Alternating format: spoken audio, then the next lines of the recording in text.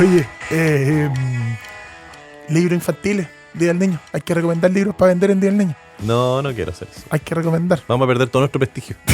No, pero el libro Día del Niño que a mí... ¿Sabéis qué? Lo hicimos en otro capítulo, como ese de la lectura para enamorar a un cabro chico, una cabra Pero es chica que está distinto. empezando a leer. Distinto. Pero es distinto porque eran lecturas, había que leer.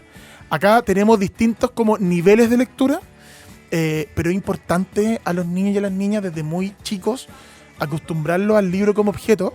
Y hay una gracia con el libro que yo lo veo en la librería, dentro de una librería de Erosión de la Pumán, que era Antofagasta, que hay una edad en que todos queremos libros. Sí. ¿Cachai? No todos pedimos un cincel para ser escultores. No todos pedimos cuando cabros chicos, todos pintamos y dibujamos, pero no todos pedimos, mamá, regálame una tela con... Regálame acrílicos y una... ¿Cachai? Pero todos quisimos libros para leer y ser lectores. Sí.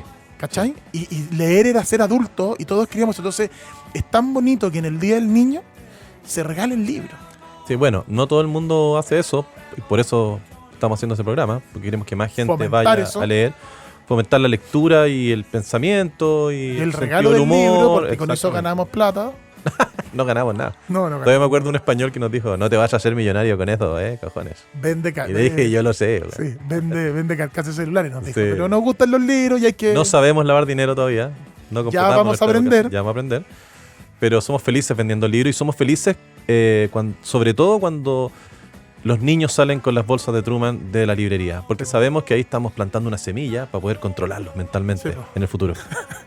Sí, así que el capítulo de hoy, libros para regalar en el Día del Niño. Sí.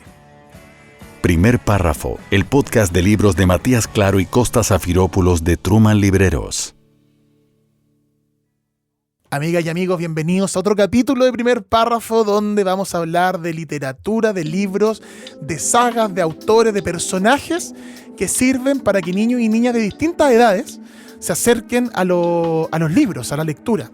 Y el primer... Creemos que los adultos ya están perdidos. Ya no hay nada que hacer con ustedes. Nosotros, como lo exige la señora Alegría en Los Simpsons, sí hemos pensado en los niños. ¿Alguien quiere pensar en los niños? Nosotros hemos pensado en los niños y en las Además que niñas. son más maleables. Son más maleables y los adultos ya son causa perdida. Mira, lo primero que te quiero recomendar, hay una manera de acercar los libros que tiene que ver con estos personajes, que en el fondo el libro es un merchandising de alguna manera de un personaje infantil famoso, pero que sirven para acercar en los prelectores el libro como objeto, como para que no le tengan miedo, para que sepan que esto es bonito, que es entretenido, causarle una relación de gozo con la lectura. Prelector, dices tú, un gallo que todavía no sabe leer. En teoría cualquiera que no sabe leer es un prelector, pero se supone que el prelector es como de los 10 a los 4 años, de los 10 a los 5 años. Ah, ya. ¿Cachai? ¿De los 10 a los 5 años? De los 2, perdón. Ah, de los 2 a los 5 De los años. 2 a los 5 años. Ya. No sé qué dije. De los 2 a los 5 años como el De los prelector. 10 a los 5 era como Ya, sí, era Benjamin como- Button. No, de los 2 a los 5. Y la gracia del prelector es que son libros, imágenes, monos, Sí. palabras, la granja de los animales, caballos, algunos con sonido, con texturas, ¿cachai? Para los que son más guaguitas, con textura. Y y los personajes ahí son muy importantes porque los niños ven un mono animado en la tele Sí. y se acostumbran a esa figura y luego hay un libro de esa figura. Tal vez una de las figuras en esa edad más importantes estos últimos años es Bluey, que es la perrita azul, en realidad una niña, que tiene una familia australiana, su papá que es Bandit, su mamá que es Chili, ella Bluey, y su hermana que es Bingo, que es un personaje infantil fascinante, a mí me fascina, me encanta, de hecho, Te toca la fibra, tío. Está en tu rango en la etario cosa de prelector. La Cata Chuaki, nuestra amiga con Lucho de Televisivamente, me invitaron a un capítulo en Hablando en Serie, donde hablamos largo y tendido de la serie de televisión, y quiero aprovecharme de eso para volver a hablar de Bluey, pero en este caso enfocarlo un poquito en otra idea y vincularlo un poquito más con los libros. Bluey es esta serie de televisión de Disney que es exitosísima, es una de las series más vistas en Estados Unidos, creo que solo le gana a Suits, ponte tú, una cosa así, tiene no sé cuántos billones de reproducción en plataforma, es un fenómeno mundial, y partió siendo un proyecto del autor que es Joe Broom, del creador, como una especie de Peppa Pig australiana. Él le gustaba Peppa Pig, él había trabajado en animación en Inglaterra, en Londres, se fue a Australia y quería hacer su propia Peppa Pig australiana, pero dándole otro matiz. Le gustaba mucho la idea de trabajar con la edad en que los niños juegan. antes de que empiecen como el aprendizaje en forma más abstracta y más académica, y cuando ya terminaron como con el desarrollo motor, dice él. Es decir, cuando ya camináis, corrí, ya eres un ser así como autovalente, autonomía, hasta que te sentáis al aprendizaje como más abstracto. Cuando ¿cachai? todavía no están contaminados por el aprendizaje Claro, tradicional. justamente. Ese proceso, esos de entre los 2, 3 hasta los 8 años más o menos, 7 años, es donde él enfoca a Bluey, a través de Bluey, que es esta niña de 6 años, y Bingo, su hermana de 4. Y todos los capítulos son de 8 minutos, no son más largos que eso. Hay un solo capítulo que dura media No hora. podéis tener un cabro chico más de 8 minutos. Pero es que está muy bien pensado, ¿cachai? Sí. Son 8 minutos, y todos los capítulos hay un conflicto a través del juego. Entonces, no sé, hay conflictos tristes. Ahí se muere un pajarito en un capítulo y Bluey imita así como un funeral, una cosa así como un rito, ¿cachai? Y va aprendiendo de eso. Hay un capítulo donde la hermana menor, Bingo, la dejan como aislada y le da pena y aprende, y es la hermana menor, ¿cachai? Y funciona muy bien Bluey porque tiene temáticas para adultos. En ese sentido tiene cosas que ver con los Simpsons. Los Simpsons fueron un mono animado, que eran temas para cabros chicos, pero con temática de adultos. Bueno, Bluey es un... Más subido tono, no vaya a creer que Bluey... No, Bluey no subió tono, pero Bluey es cabros chicos, pero al hablar de crianza, de juego, te habla de paternidad. Entonces lo pueden ver los papás, las mamás, y podéis sacar ideas de cómo jugar con mis niños, de cómo educarlos. O si no lo quieren ver, en 8 minutos pueden ir a hacer otra cosa, en 8 minutos están listos. Tenía el cabro chico enchufado a la tele. Pero 8 minutos, si no necesitáis más. No es más, claro. De Quickly. Sí, pues. Bueno, en el caso de Bluey tiene esta cuestión narrativa de que en 8 minutos arma historia, tiene a los adultos participando de estos juegos, tiene capítulos preciosos donde algunos de esos se han adaptado como libros. Hay uno en que juegan a la abuelita, que hay un libro, hay uno en que van a la piscina, que también hay un libro, hay un capítulo que se llama Dormir, el Sleep Time, donde Bingo sueña, quiere dormirse en su cama, no se quiere ir a la cama de los papás porque quiere ser una niña grande, y sueña, y es súper lindo, súper como alegórico, así como medio volado, de que viaja y aparece en un planeta y ve figuras y criaturas, así como medio Yellow Submarine de los Beatles. Cuando Homero se queda dormido, ebrio, manejando y se imagina unos ángeles y Cuando todo. Homero se come el ají picante y tiene una alucinación, una cosa así. Y ese es muy bonito, y se hizo un libro precioso que se llama A Dormir, que además el libro es ilustrado, álbum ilustrado, que viene la historia de Bingo tiene que dormirse, qué sé yo, y en la mitad, cuando está como en el sueño, el libro se despliega y se abre, así como un póster grande, largo, horizontal, muy bonito, muy bonito. Entonces, hay libros de Bluey preciosos, hay uno de Busca y Encuentra, donde aparecen todos los personajes, tipo Wall-E, pero tú vas mirando, así como eligiéndolo, busca la pelota de tenis, busca cosas así. Entonces Bluey tiene literatura como para prelector muy bonita que facilita la llegada de los niños a estos libros. Y hay relaciones de Bluey como con... Por eso decía yo, perdón, tiene relaciones con temas como de adulto, porque aparecen, por ejemplo, aborto espontáneo, aparece infertilidad como temática, así como muy sugerida, que los adultos lo detectan, pero además... Tiene un juego que lo comenté en el capítulo con la Cata Chuaki, y aquí lo quería profundizar, y por eso quise hablar de Bluey, porque los juegos que los niños hacen, y cuando uno juega con cabros chicos, tienen lógica. Entonces, a veces la lógica es un poco absurda, pero tienen una lógica. Entonces hay un capítulo que están en la piscina, y es como acusar es malo. Ok, entonces acusar es malo. Pero acusar cuando pasa algo peligroso, cuando hay un riesgo, no es malo.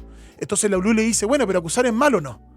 Acusar no es bueno, salvo cuando hay algo peligroso. Entonces, el desarrollo del sentido común, del discernimiento en los niños, pues, de ir aprendiendo estas cosas tan... La sutileza. Sí, pero además que son como tan crudas también, porque a los niños a cierta edad hay que ir enseñándoles ciertas cosas para su propia autoprotección, que ellos sepan identificar cuando si un desconocido te ofrece dulces, ¿cachai? Eso no es impulso, eso es potencialmente un secuestro, no sé.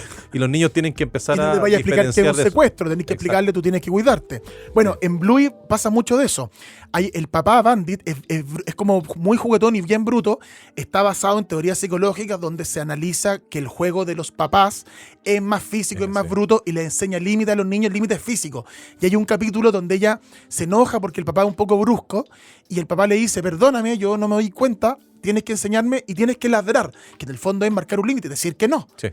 Y la mamá es más tierna. comunicativa, que le enseña otras cosas a los niños a través del juego. Y eso está estudiado en psicología infantil. Sí, que el papá en el fondo el que te lanza al mundo, el que te empuja, el que te desafía, Justamente. el que no te levanta cuando te caí, la mamá está para otras cosas hasta cierta edad. Justamente. Y además la enseñanza los hombres en general somos un poquito más bruscos y más fríos para demostrar cariño, y lo demostramos a través del juego de repente con los niños. Justamente. Todo eso tiene Bluey. Te dije yo lo de la capacidad narrativa. A mí me encanta la serie porque de verdad en 8 minutos cuentan historias increíbles. Hay una que transcurre sin sonido, que se pone a llover y Bluey está jugando como a bloquear el agua, y es todo sin sonido, solo con música, y cae el agua y se ve como la lluvia cae, es preciosa y no tiene diálogo. Es como muy visual. Muy visual. Tiene otra que Una noche de basurero. La serie solo transcurre en la noche, cuando sacan la basura, el papá Bandit hablando con las niñas de cómo estuvo el día, y en la mañana las niñas están esperando que se lleven la basura y la mamá habla con las niñas. Y en esos 2 momentos vamos entendiendo la historia. Bingo tiene como una niña que le hace un poquito de bullying. Va llenando los vacíos. El lector en este caso, o el que está viendo la serie, va llenando los vacíos en la apenas 8 lectura minutos. Colaborativa. ¿Cachai? Exactamente. Y hay una teoría que con esto termino de recomendarte, Bluey, que a mí se me ocurre, que tiene que ver con que hay una inspiración en Bluey que es Asimov. Los cuentos de Asimov. Lo que pasa es que, como te mencioné, el Bluey, al tener juegos y al hablar mucho de la lógica para el discernimiento con los niños, va aplicando permanentemente este tema de la lógica, en que, pero si me dices esto, no hago esto otro, y está todo el rato en esa. El argumento, el nudo es siempre ese. Y eso es los cuentos de robots de Asimov, donde él, los robots tienen una función, y las leyes de la robótica. Las leyes de la robótica, que lo hablamos en un capítulo especial de Asimov, y los cuentos son nudos que se arman entre las contradicciones entre estas leyes. En el caso de los niños, son las contradicciones entre enseñanza que a veces pueden ser opuestas. Sí. Y tienes que aprender a discernir y cuándo priorizar. Entonces hay una conexión. Conflicto de leyes en el fondo. Y hay un capítulo que se llama Papá Robot, donde el papá juega a ser un robot y las niñas le dicen, papá Robot, no, las mandan a ordenar el living porque estaban jugando, está desordenado. Y le dicen, papá Robot, queremos que tú ordenes el living y no queremos ordenar nunca más. Y el papá, ¿qué es lo que hace? Que ordena y luego pesca a las niñas, las amarra y las va a ir a botar a la basura. El desorden es culpa de ustedes. Si ustedes no desordenan, no habrá desorden. Claro. Las tengo que eliminar a ustedes. Proceso lógico del robot. Eso es Yo Robot, la adaptación de la película Will Smith, que son una serie de cuentos. Se trata de eso, de que los robots deciden hay que eliminar a la humanidad para proteger a la humanidad. Sí. Tiene que ver con las reglas y con las consecuencias de quebrantar esas reglas y de seguir esas reglas. Justamente. A mí lo que rescato de esto y lo que me encanta es este tema de la creatividad. De que para poder ser creativo es necesario jugar. Sí. Es necesario tener un approach o una mentalidad o un apronte hacia cualquier proceso cognitivo de juguetón. Sí. De voy a agarrar esta idea, voy a jugar con esta idea, le voy a dar vueltas, voy a tener tiempo de ocio, y esa es una forma de aprender que después se pierde con el tiempo. Esa es como la primera lectura. Hay muchos libros de Bluey como personaje que sirven para acercarse a la lectura en los niños y las niñas más chicos, 2 a 5, 6 años, pero también hay libros un poquito más grandes, 8 a 10, 8 a 12, como por ejemplo El diario de Greg. Sí, El diario de Greg es un libro que yo lo califico de honestidad brutal. A mí me encantó. O sea, cómo esto es todo al revés, el mundo al revés. Cómo yo llegué al diario de Greg a través de mi hijo chico que tiene 10 años, que en un acierto inusitado del colegio le pidieron leer El diario de Greg.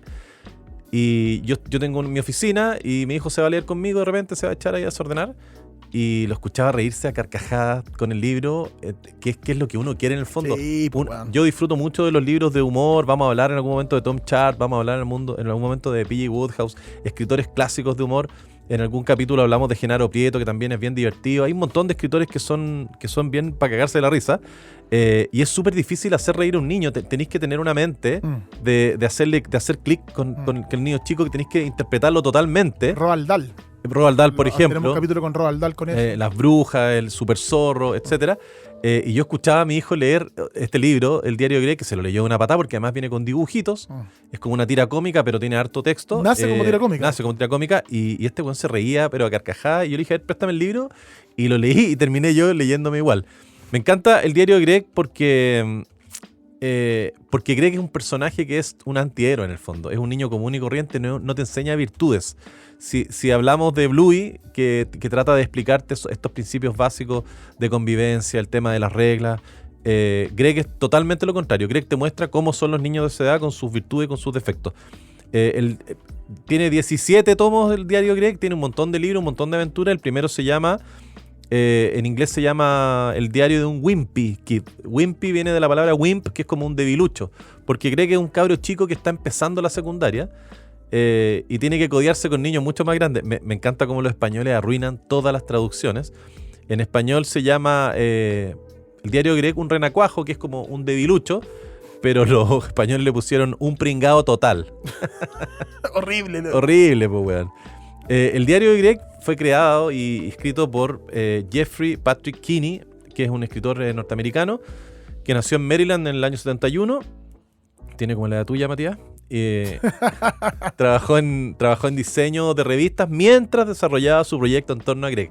De nuevo, un escritor trabajando en algo parecido a lo que él hace o a lo que él quiere, que lo hace más o menos en piloto automático, porque en realidad está preocupado de otro proyecto mucho más importante, que es lo que realmente le apasiona. Obviamente que se basó en su infancia, en su relación con sus hermanos, exagerando el tema para hacerlo más cómico, más expresivo. El 2009, con la publicación recién del tercer libro, Jeffrey fue nombrado una de las 100 personas más influyentes en el mundo, según la revista Time. Imagínate el impacto que tiene Greg en todos los cabros chicos de 10, 11, 12 años. Mi hijo mayor lo leyó como a los 12, 13, también le encantó, que fue nombrado una de las 100 personas más influyentes. Ganó en 6 ocasiones el premio Nickelodeon Kids Choice Awards, que es como los Óscares de los libros, que se los dan en Nickelodeon. 6, imagínense, llevó 6 Óscares del mejor libro para niños. Vive actualmente en Massachusetts y tiene 2 hijos, uno de 11 y otro de 13. Obviamente se está basando en las cosas que les pasan a ellos en el colegio, estos desajustes que tienen los niños a esa edad, para ir creando sus nuevas historias. Y ahí hay una cosa que te quiero aportar. Dale. Bluey, el autor, Joe Brum, se inspiró en su infancia también y en sus hijas. Tiene 2 hijas de esa edad. Escribe de lo que sabes. Escribe de lo que sabes. Sí. Melville, lo dijimos en el capítulo de Melville, viajó por 4 años por el mar, se dio cuenta que contaba la historia y era entretenido, escribió los primeros libros de aventura en el mar. Nora Ephron. Los papás de Nora Ephron, que estaban sentados en el capítulo de Nora Ephron, estaban los niños sentados en la mesa, decían una frase graciosa, anótala, nos puede servir. Everything is copy. Everything Stephen is copy. King, que escribió de las cosas que le pasaron. Él vive actualmente con su señora y tiene una librería que se llama An Unlikely Story. Es como la historia improbable.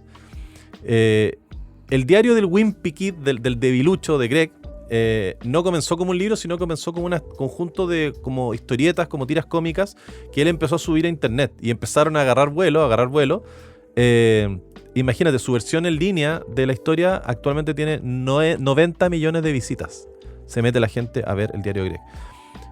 Sin embargo, a la medida que fue agarrando vuelo como una bola de nieve, Jeff decidió agarrar todas estas tiras cómicas que tenía esparcidas en su página web y crear nuevas historias y pasarlas como a libro. El primer libro del diario de Greg se publicó en 2007 en 30 países diferentes y actualmente se han creado 17 libros de la colección, como del canon, y 10 fuera de la colección. Hablan del hermano de Greg, etcétera, etcétera. Los spin-off de Greg ya son un montón. Sí. Pero son todos muy divertidos. Y el libro, como les conté, nos presenta a un adolescente que se llama Greg Heffley, que es el típico niño chico que pasa de la primaria a la secundaria en el colegio. La secundaria en Estados Unidos va como desde los 9, 10 años hasta los 15. Entonces, él mismo dice, me paseo por unos pasillos donde los chicos bajitos como yo, que aún no han pegado el estirón, tienen que compartir los pasillos con grandulones que ya se afectan 2 veces al día. Ese paso a la secundaria es traumático, weón, porque son niños que tienen que compartir todos los días con gallos que ya son prácticamente hombres. Sí, no, y además y pasa mucho, por ejemplo, yo me acuerdo cuando estaba en el colegio de cambiáis de categoría en los deportes. Sí. Y era ya el primer año infantil y jugáis con gallos segundo año infantil y eran hombres. Ya tenían pelo en claro, la bola, y un pobre, weón. Sí. Greg a mí lo que me encanta de Greg es que es un antihéroe. No es un gallo, no es un niño virtuoso. Incluso él mismo dice, no crean que voy a estar todo el tiempo mi querido diario por aquí, mi querido diario por allá. Es bien sarcástico él. Y la razón por la cual empieza a escribir un diario es, dice, cuando el día de mañana yo sea famoso, y todos vengan a preguntarme cómo fue mi vida, ahí está en el diario, no me molesten.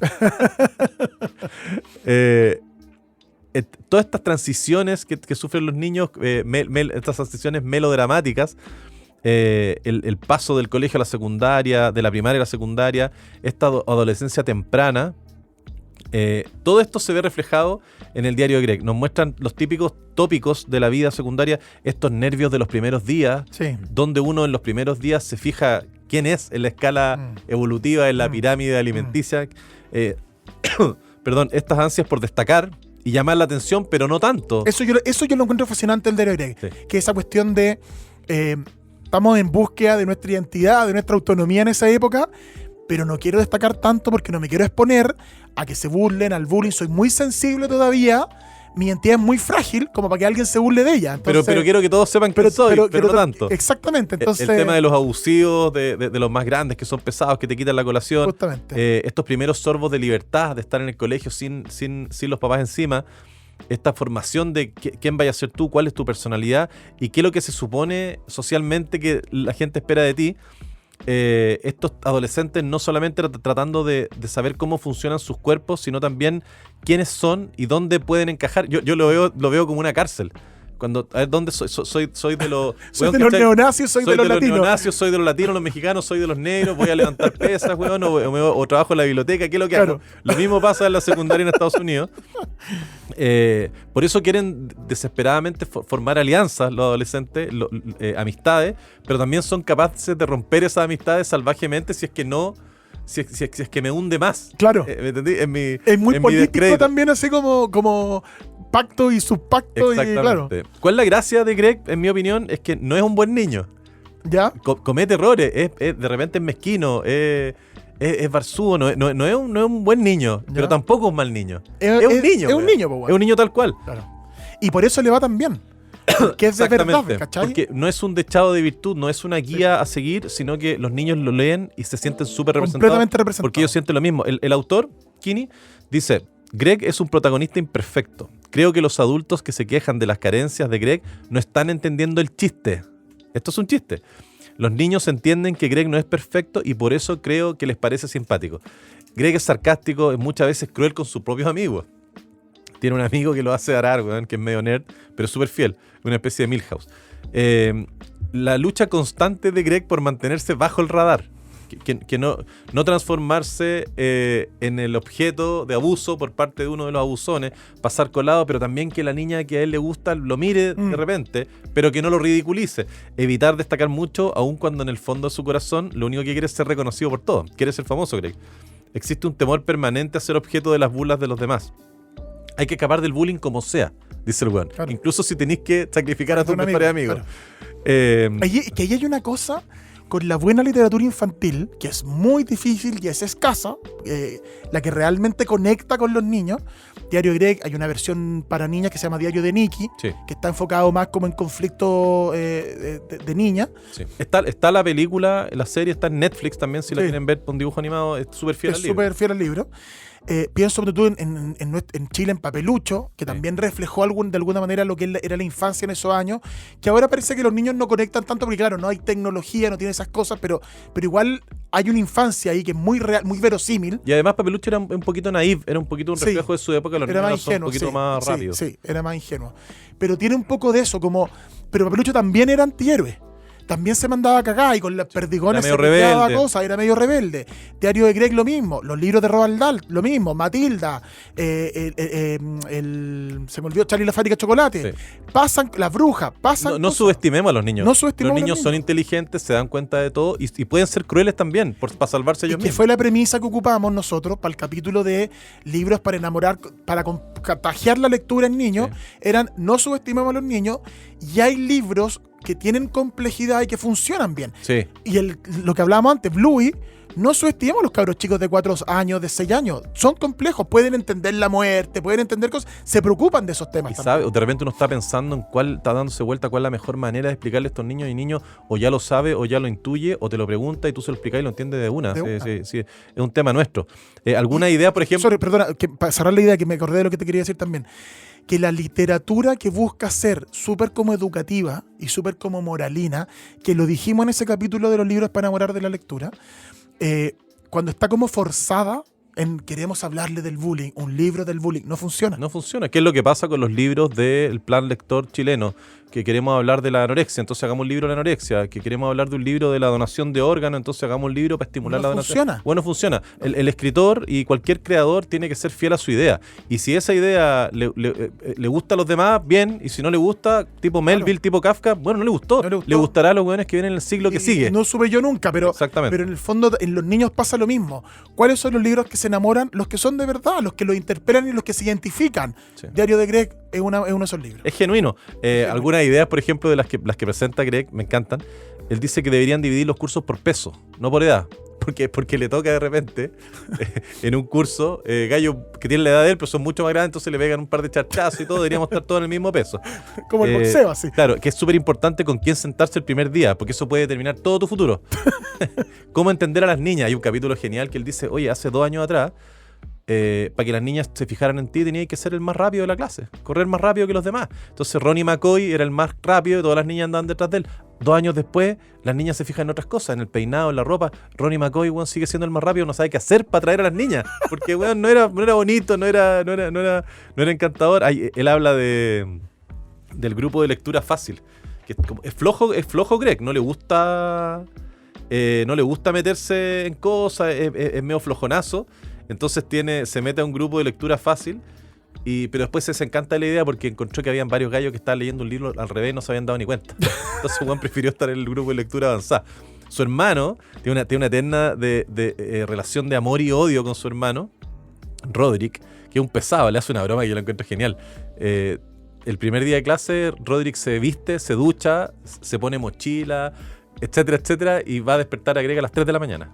Y le dice, ya Greg, hay que ir al colegio. Y se da la lata de vestirse, hacer toda la broma, de cerrar las cortinas, de cambiarle la hora a Greg, adelantársela para las 7 de la mañana. Greg se levanta y todo, se hace el desayuno. ¿Por qué no hay nadie? Y está terminando de tomar el desayuno. Y el papá se despierta y dice, ¿qué está haciendo acá? No, es que hay que ir al colegio. Bueno, son las 3 de la mañana, idiota. Y Roderick ya estaba durmiendo. No, Roderick me dijo, y van a ver a Roderick y todo está durmiendo. No. Entonces hay una relación amor y odio con Roderick. Algo? Yo a mi hermano, voy a confesarlo acá, a mi hermano le hacía 2 bromas yo. Yo soy el mayor 7 años que el Diego, que es mi hermano. Y hay 2 bromas que yo le hacía. Una era los sábados que a cierto tiempo, que yo de repente me levantaba porque tenía partido de básquetbol o cosas así. Yo me despertaba y le decía, Diego, hay que ir al colegio a bañarse. Y Diego se iba a bañar y era sábado. Y yo y él salía de la ducha y yo ya me había duchado y estaba con equipo de básquetbol y me decía así, y me miraba. Y yo le decía, es sábado, weón, me voy al básquetbol. Y el weón así como, che tu madre, te odio, no sé qué. Lo había levantado, lo había duchado un sábado a las 7 de la mañana. Y la otra que él hacía, que esto no tiene que ver con, no es la misma historia, pero la quiero confesar acá. Mi mamá nos hacía la leche en la mañana con el nido, ahí quedaba como la pasta hecha así mezclada. Y yo iba en la noche y le echaba sal. Pero no lo hacía siempre, lo hacía cada ciertos meses. Y le echaba sal. La tortura de lo azaroso, de incertidumbre. Y le metía sal. Entonces mi mamá al día siguiente llegaba, le echaba agua caliente, revolvía, disolvía los grumos, la leche, niño, entonces te tomabas la leche rápido. Y el Diego era, mamá, está rara. ¿Cómo va a estar rara, weón? Si te la hice yo. Mamá, está rara. ¿Cómo está rara? Tómate la leche. Y el weón se la tenía que tomar obligado. Y era una leche salada. Y yo esto se lo confesé hace 1 año. Y me dijo, weón, yo sabía que algo tenía. Y mi mamá le pidió perdón. No te creí. Y la leche estaba rara. Qué bueno que sirvió para reconciliación. Yo me acuerdo cuando nosotros éramos más grandes, estábamos en la universidad y hablábamos por teléfono tarde de la noche a las 11:30. Y yo escuchaba a tu hermano hablando al lado solo. Hablando dormido. solo, claro. No va. Y yo te decía, mira, escucha. Sí. Un saludo al Diego. Oye, bueno, está el hermano menor, hablando de hermanos menores, está el hermano menor porque Greg es el hermano del medio. Está Roderick, Greg y está Manny. Manny es el hermano chico que es súper mimado, que tiene todo lo que no ha tenido nunca Greg. Entonces viene la Navidad y Manny hace una lista interminable de...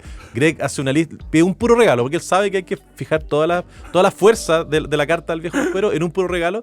Quería un juego de video y todo que evidentemente que no, la mamá se lo compra, Pero también cuando van al mall a comprar eso, la mamá compra un chaleco para darle a un homeless que había afuera y se confunden los paquetes.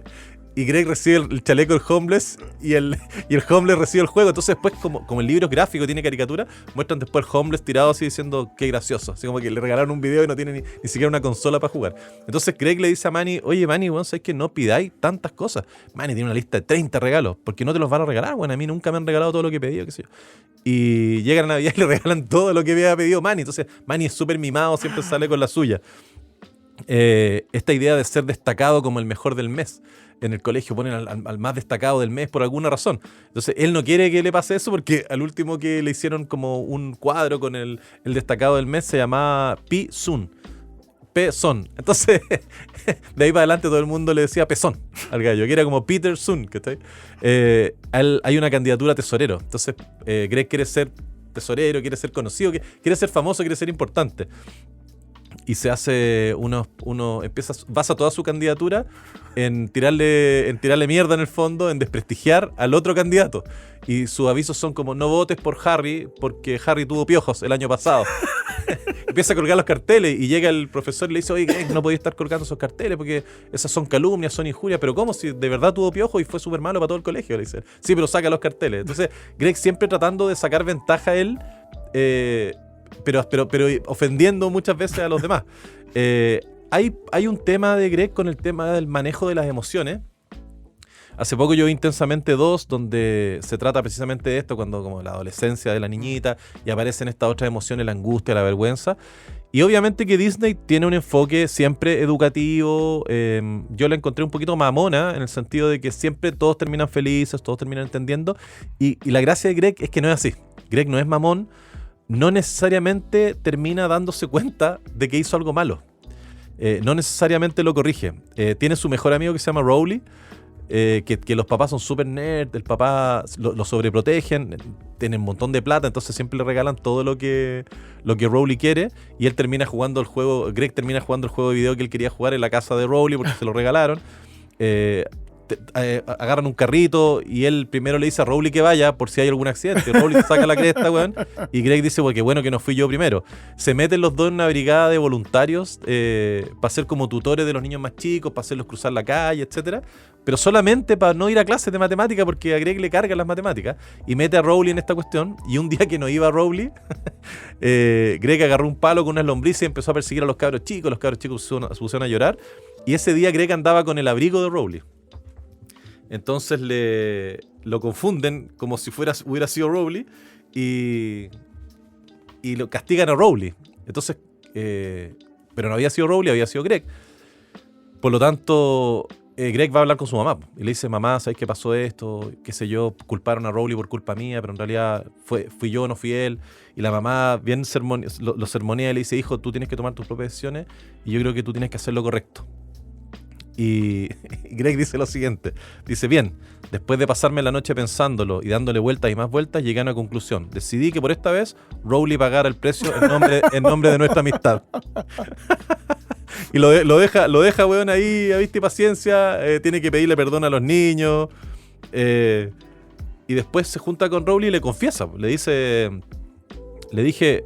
por mi parte, ahora ya sabí, yo ya sé que tengo que tener más cuidado cuando pase por delante de la señora que me acusó.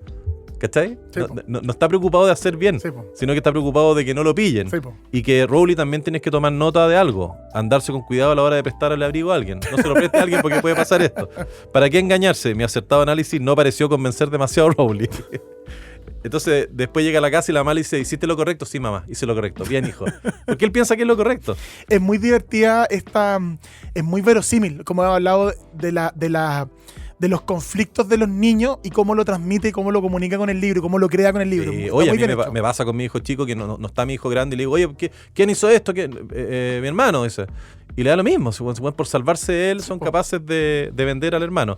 La gracia de lo que ha logrado el diario de Greg, pienso yo, es que los niños se sientan identificados con él en cuanto a estos cambios físicos que sufren en la adolescencia temprana, a lo salvaje que es el colegio, la secundaria, el cambio de patio, la pubertad. Pero sobre todo, y más importante que todo, es esta relación en relación a los defectos que todos tenemos y por lo tanto con los lectores entre los lectores y Greg existe una cosa que yo la llamo como esta solidaridad de la imperfección. Cuando yo veo que hay un personaje de literatura, un personaje de película y todo que es igual de imperfecto que yo, evidentemente que yo me identifico con él y me río de las travesuras que hace. Es fantástico, creo que en ese sentido es una lectura que yo te diría que es para adultos, porque yo lo disfruté muchísimo, me reí un montón. El tercer estilo de libros que les queremos recomendar para este Día del Niño, el Día de la Niña, es una lectura ya un poquito más grande. Estamos hablando que podría ser 14, 15, 16 años, por lo tanto abordamos distintas etapas que según el niño o niña que le quiera regalar. Y nos referimos a Enola Holmes. Enola Holmes es un personaje, en estricto rigor es un fanfiction, Enola Holmes. Explica lo que es un fanfiction. Sí, fanfiction son obras de ficción creadas por fans basada en personaje o en historia de ese determinado universo. Es decir, si usted escribe un cuento que se trata de Harry Potter, es un fanfiction. Sí, o sea, pero igual es una decisión difícil, ¿eh? Es porque uno siempre busca la originalidad. Pero claro, me gusta tanto Sherlock Holmes. Y me voy a meter en una historia acá. Que encuentro que no hay ningún universo mejor que ese. Pero fíjate que hay historias muy famosas que partieron siendo fanfiction. En el caso de Chile, por ejemplo, tal vez uno de los casos más famosos es la Francisca Solar, que ella cuando era chica escribió un fanfiction de Harry Potter 5. No le gustó Harry Potter 5 y son páginas web en el fondo, son como foros donde la gente sube Wattpad. su texto. Wattpad, hay uno fanfiction.net, hay varios. Sí. Y ella subió su fanfiction de Harry Potter que se llama como Los Altos Elfos, una cosa así. Le encantó a la gente, tuvo millones de descargas y ella ahí se dio cuenta que le gustaba, o sea, que le gustaba escribir, pero que le iba bien y empezó a hacer, como a inventar su propia historia. Y hoy día la Fran Solar es una escritora consagrada que escribe tiene su propia voz. Su propia voz, sus propios libros. Pero como combustible de la creatividad, lo hemos dicho en otras partes. Claro, copia también, inspírate, escribe como Joseph Conrad, escribe como Melville, escribe como otros escritores. Y hay un caso muy famoso que tal vez es el fanfiction más exitoso, que son las 50 sombras de Grey. Empezó las 50 sombras de Grey como un fanfiction de Crepúsculo, la saga de vampiros y lobos. Y era una historia romántica, pero que tenía como dominación y una cuestión más erótica. Y le fue súper bien y pescó esa historia, le sacó los personajes, le cambió los nombres y se publicó como 50 sombras de Grey y fue un exitazo. ¿Qué pasaría si el vampiro agarra correazo a la cabra? Justamente. O la cabra al vampiro. y por ahí fue. Y bueno, Nancy Springer, que es la autora de Enola Holmes, es una mujer que tiene 50 y tantos libros publicados, muy prolífica. Ella había publicado un par de libros basados en personajes ya existentes, por ejemplo en Mordred, que es un caballero de la leyenda artúrica, de la mitología artúrica, y en Robin Hood. Había escrito un libro sobre Robin Hood. Bueno, y hay muchos escritos tipo fanfiction del universo de Sherlock Holmes. Sí. Acaba de salir un libro bien súper entretenido que se llama El regreso de Moriarty, de Brittany Cavallaro, que en el fondo sitúa, al igual que la serie de Sherlock Holmes de Benedict Cumberbatch, a Holmes y a Watson y a Moriarty en el presente. Claro. Como más jóvenes. Más jóvenes. Bueno, ella quería escribir sobre la época victoriana, sobre Jack el Destripador, sobre esos años, y se dio cuenta que Sherlock Holmes estaba un poquito pegado en ese periodo, pero dijo, ¿sabéis qué? Lo quiero hacer con un personaje femenino. Quiero que sea una niña, quiero que sea una joven. Y ahí inventa Enola Holmes. Al principio ella iba a ser la hija de Sherlock Holmes, pero iba a ser muy complicada la relación padre-hija, iba a comerse mucho del libro, entonces le hace ser una hermana menor. Al ser una hermana menor, le podía dar atributos de Sherlock Holmes, una relación con Sherlock Holmes y con Mycroft también, pero la hacía más independiente. Y aparte que es difícil tragarse el cuento de que Sherlock Holmes tuvo una hija, tuvo un desliz ahí con la... Claro, porque Sherlock Holmes igual era como bien parco, entonces era difícil justificarlo. Y además tendría que ser hija de Irene Adler, que es como... Entonces te da otro personaje, Sí. entonces se te complicaba. Y así surge Enola Holmes, que está incluso basado un poco en la vida de Nancy Springer. Ella era de joven, tenía 2 hermanos mayores, ella era un poco menor que su, o sea, bastante menor que su hermano, hermano en época universitaria, ella en el colegio, ¿cachai?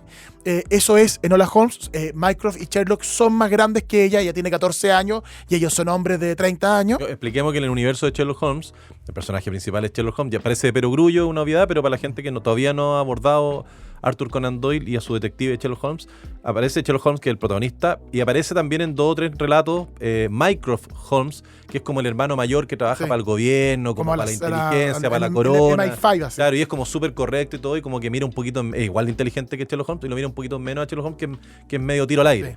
Sí. Y en el caso de Enola Holmes, ella también tiene los genes Holmes, es inteligentísima, es atrevida, es audaz, es vivaz, pero enfrenta como los prejuicios y el sexismo de la época con una mirada femenina. Entonces, por ejemplo, es capaz de entender que el vestido, que algo que un zapato. Entonces Holmes se fija que la fuerza, que el corte de la cuestión, que el nudo, ella tiene la capacidad deductiva desde su propia realidad, desde su propio conocimiento. Ahora, hay un dato que yo lo encuentro súper interesante porque fue demandada en Enola Holmes a partir de la película. Es una película muy famosa que la protagoniza Millie Brown. Millie Bobby Brown, que es la niña de Stranger Things. Que hay dos, está el 1 y el 2, digamos, Enola Holmes. Que además es súper chora.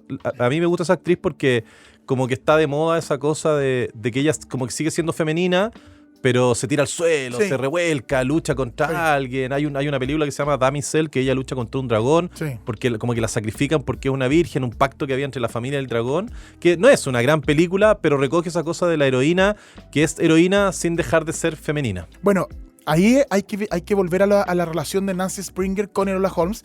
Ella era una niña que salía mucho, que corría, que jugaba, que hizo que Enola Holmes tuviera eso, que no fuera la niña femenina. Es una marimacho en el fondo, es fea la palabra, pero ella misma lo describe así. Claro, la describe así como mi objetivo era que fuera más marimacho en términos de quiero que sea más Aperrada, ocupa aguerrida. pantalones, Sí. y era mal visto ocupar pantalones en esa Sí. época. Entonces era como para burlarme también y criticar los prejuicios de esa época. Es desgarbada, se trepa en los árboles, el pelo de repente lo tiene medio desordenado, es solitaria, estudiosa, es como es súper interesante esa raza de mujeres, ese tipo de mujeres que son ultra femeninas y que y tienen su sexualidad totalmente clara, que no está vinculado con nada de eso, pero que son amachadas en el sentido que les gusta competir Claro. y participar al igual Claro. que los hombres. Porque- Hablamos de la Nora Ephron en relación a Sí, eso, me acuerdo. porque en el fondo ahí, que es lo que es un debate que ha estado muy de moda, es como esta sociedad heteronormada donde todo se pide que sea de una manera y en realidad no es así, po. Sí. Entonces Enola Holmes no es así.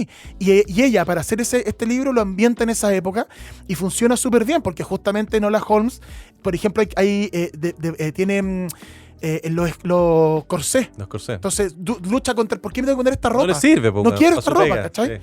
Bueno, lo que te estaba contando yo de esta demanda, que es bien interesante, como por una cuestión que tiene que ver con Conan Doyle, se demandó que Sherlock Holmes era un personaje protegido por propiedad intelectual, pero quedó solo protegido las últimas 10 novelas de Conan Doyle, que son las escritas entre el 23 y el 27, ¿ya? Las anteriores quedaron libres de la protección. Entonces los herederos de Conan Doyle demandaron a Enola Holmes y a la película porque al personaje de Sherlock Holmes lo hacen más emotivo y lo hacen más comprensivo en la película. Y esa característica de Sherlock Holmes es propia de la segunda etapa de Sherlock Holmes, cuando Arthur Conan Doyle escribe después de la Primera Guerra Mundial. Eso es súper interesante. Es súper interesante porque Arthur Conan Doyle en la Primera Guerra Mundial perdió a su hijo mayor, Arthur Allen E. Kingsley, y después pierde a su hermano, el general de brigada Innes Doyle. Entonces, cuando Conan Doyle retoma la escritura de Sherlock Holmes era muy racional y muy frío, muy analítico, y lo hace más humano. Y lo hace más sensible. Porque él estaba más humano. Y lo hace más conectado y más empático, porque él estaba muy afectado. Exacto. Entonces, los herederos demandaron que esa característica de Sherlock Holmes es propia de las novelas que están protegidas. De la última etapa. De la última etapa. Bueno, la demanda no prosperó, perdió, y ahora Sherlock Holmes está completamente en propiedad pública, digamos. Y bueno, salieron estas películas. Millie Bobby Brown es fanática de la Enola Holmes, le encantó leerla cuando chica. Estaba ansiosa por hacer esta película, le dijo a su papá, es productora de la película, las quería hacer ella, porque le encantan. Y en los libros es una niña, como decíamos, audaz, atrevida, arriesgada, arrojada, inteligente, analítica, que investiga, que debate con su hermano, que Pero se arranca tiene de una la carga casa. gigantesca. Pero tiene una carga que es la hermana de Sherlock Holmes. La mamá se va a los 14 años. La mamá de Nancy Springer fallece cuando ella tenía como 14, 15 años. Ahí hay una conexión con la autora, que Enola Holmes también lo vive. Y Enola Holmes lucha con este patriarcado, con este mundo misógino de Londres del siglo XX, donde las niñas eran prejuicios tenían que ser de cierta manera y ella es de otra. Tiene una carga como feminista, Sí. ella, porque tiene que hacer cosas que no son las típicas cosas que tiene que hacer una mujer en ese tiempo, y además tiene una carga intelectual, porque tiene que competir con esos dos monstruos que son sus dos hermanos, que son muy inteligentes, famosos, y ella lucha por abrirse paso en ese mundo. Y en los libros, que no salen en la película, si en los libros, en la figura de Sherlock Holmes y de Mycroft en Enola Holmes, son gallos medio misógenos, medio racistas, medio clasistas, Sí. y ella lucha como con esta mirada de ellos del mundo y les dice, no, ustedes están equivocados, y ella tiene que imponerse ante sus hermanos mayores. También tiene mucho que ver con eso. Creo que mucho la visión moderna, la visión de la escritora. Además, la novela, el primer libro, que se llama El caso del Marqués desaparecido, todos los libros, son 6 más o menos, la saga de Enola Holmes, están basados en distintos misterios. El número 1, el caso del Marqués desaparecido, comienza con que la madre desaparece en el cumpleaños 14, en el 14º cumpleaños de Enola Holmes, desaparece la madre. Mycroft y Sherlock no están interesados en investigar por qué desaparece la mamá. Súper La mamá es frío. una pintora, así como media volada, y la dejan. La mamá de Nancy Springer era pintora. Es como una locura más de nuestra mamá. Claro, y no la quieren ya va a aparecer. Exacto, no la quieren investigar. Además hay una pelea familiar ahí, no la quieren investigar. Y quieren meter a Enola en un internado. Y Enola se revela eso, no quiere, se arranca. Había sido criada por su mamá para ser libre, para ser una pensadora, para ser independiente. Se arranca y se va a Londres a buscar a su madre. Entonces se trata de ella sobreviviendo en Londres, ocupando sus atributos, su inteligencia, su sagacidad, su deducción, para sobrevivir en Londres, para encontrar a su mamá, y se ve expuesta a un misterio, a un secuestro de un marqués. Hay villano, hay asesino, entonces tiene que escapar. Es muy entretenida. Me encantan los títulos de Enola Holmes, porque recogen en el fondo un poquito la idea de los títulos de Arthur Conan Doyle, las aventuras de Sherlock Holmes, La Liga de los Pelirrojos, Un escándalo en Bohemia, El hombre del labio torcido. Te dicen de qué se trata la historia al tiro. Y lo de Enola Holmes es, el primero es el caso del Marqués desaparecido, el caso de la dama zurda, que no es Camila Vallejo, el caso del enigma de los ramos de ¿Por qué flores. no es dama o porque no es zurda? ¿Ah? No, porque es otra dama zurda. Ah, ok. El caso del enigma de los ramos de flores, el caso del abanico rosa, el caso del pictograma. Ojo además con las temáticas. El caso de los ramos de flores. Las flores, algo como femenino, Enola Holmes es capaz de entender el caso y lo resuelve a través de eso. El caso del abanico rosa, o sea, ¿cachai? El caso del pictograma y el caso del mensaje de despedida. Esos son los libros de Enola Holmes. Pero además estos libros sirven, como tú dijiste, para un niño de 13 a 14, 15 años, pero también para alguien de la edad de nosotros que Sí. te guste la novela policial, porque Sí. funciona, la clave que usa la autora funciona perfecto. Perfecto. Y al final, si lo queréis mirar de otro punto de vista, me encanta mirarlo así a mí, es una novela, es un personaje y son historias que tienen que ver con las expectativas, con estar a la altura, porque eres mujer, porque hay gente que es más inteligente que tú tienes que superar, se trata de eso, y es un tema súper bueno para gente de esa edad. Justamente. Y es un policial en el universo Sherlock Holmes. Es una excelente manera además de conocer a Sherlock Holmes. Con Sherlock Holmes después tenés lectura para toda la vida, con las novelas policiales. Podía entrar por las películas. Puede entrar por la película. Es un personaje femenino fuerte, joven, ideal para una niña de 15 años, que tiene las series con Millie Bobby Brown, que es muy famosa. Entonces, es una nueva manera también de acercarse a los libros en esa edad. Así que, para este Día del Niño y de la Niña, 3 opciones de libros de distintas maneras. Los libros de Bluey para los más chiquititos, los libros de Diario de Greg o Diario de Nick, también, que lo mencionamos la pasada, para los de 10, 12 años, y Enola Holmes para más grandes, de adolescentes de 15 años. Opciones de regalo libro en Truman Librero Pumán, que los encuentran, en Truman Librero Antofagasta. Vayan a vernos, vayan a visitarnos, ahí les podemos recomendar libros también. Puede que se encuentren con Matías, lo que es una experiencia inolvidable. O contigo en Antofagasta, que es otra experiencia inolvidable. Inolvidable y traumática. Así que, bueno, y para escucharnos, acompañarnos en Primer Párrafo, en los capítulos están disponibles en Spotify. Muchos autores que mencionamos, muchos libros, muchos estilos. Nora Ephron, que hablamos por ahí, que tienen sus capítulos especiales, así que los invitamos ahí a repasar los otros capítulos y acompañarnos en esta locura que hacemos. Síganos escuchando. Sí. Síganos escuchando. Muchas gracias por escucharnos. Sí. Un abrazo y sigan leyendo. Chau, chau. Primer Párrafo es un podcast original de Emisor Podcasting. Encuéntralo en emisorpodcasting.com, Spotify, YouTube y donde sea que escuches podcast.